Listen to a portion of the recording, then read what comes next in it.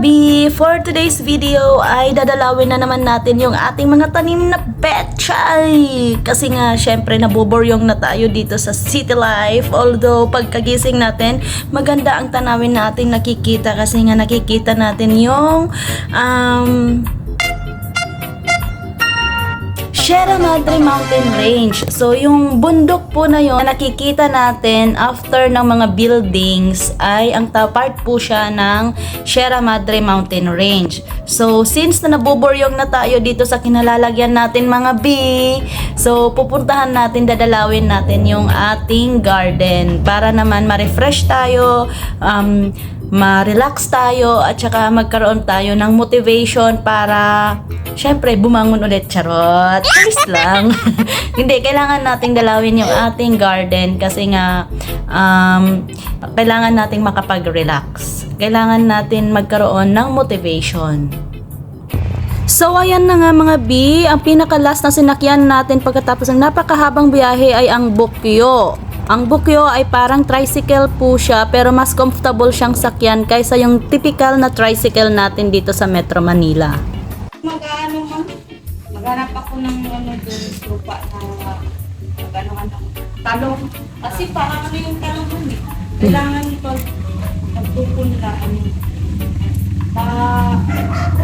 mataba dapat yung lupa.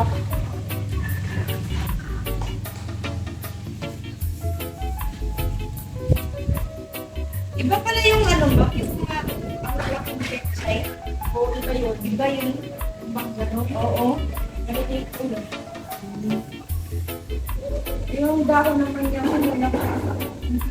Mas maganda to kasi tawag dito? Dahon ang malaki, hindi yung stem. dahon.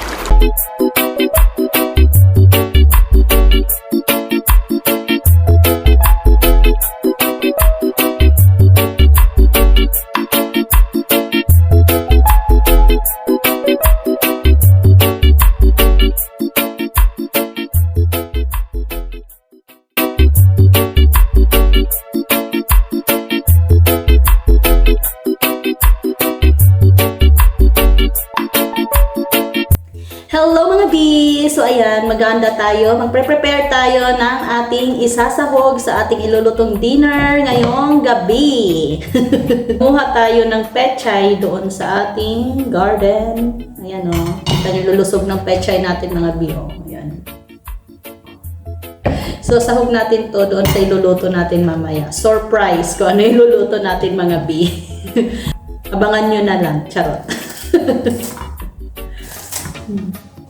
So, hindi ako gagamit ng kutsilyo o yung knife sa pagkakat. So, gunting ang gagamitin natin para mas mabilis.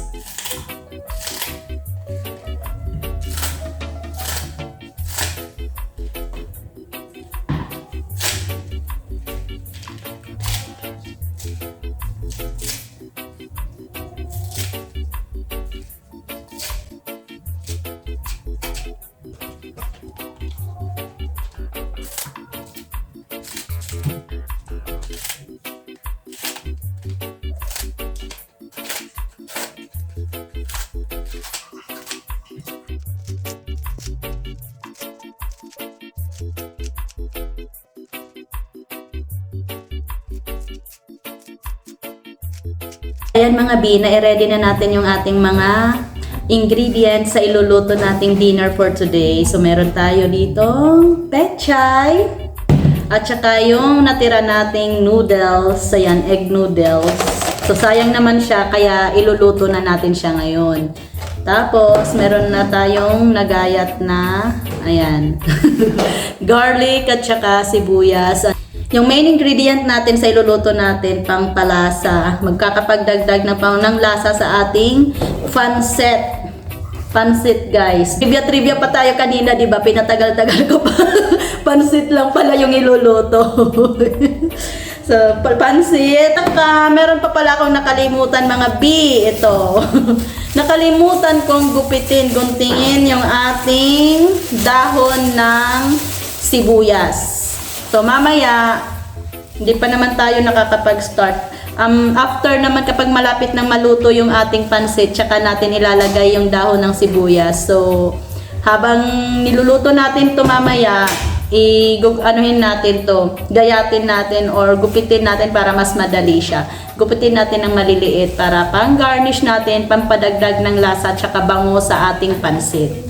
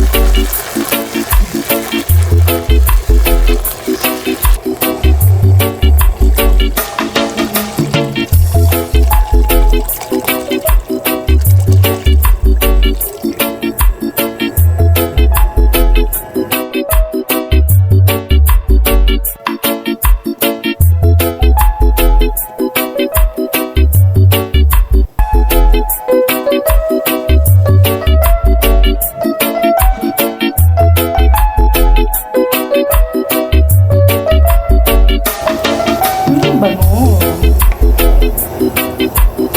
Amoy na amoy ang sardines.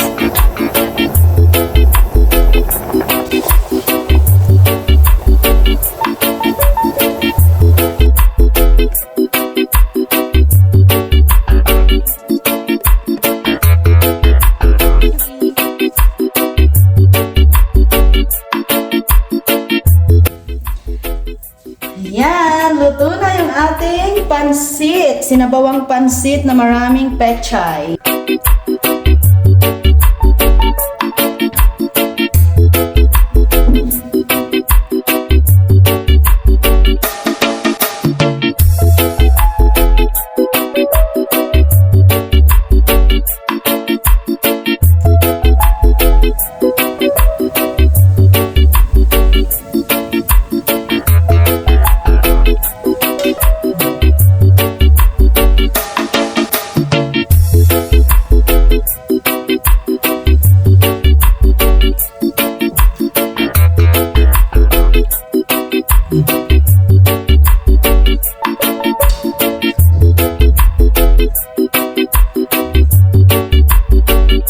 Sarap, mga B!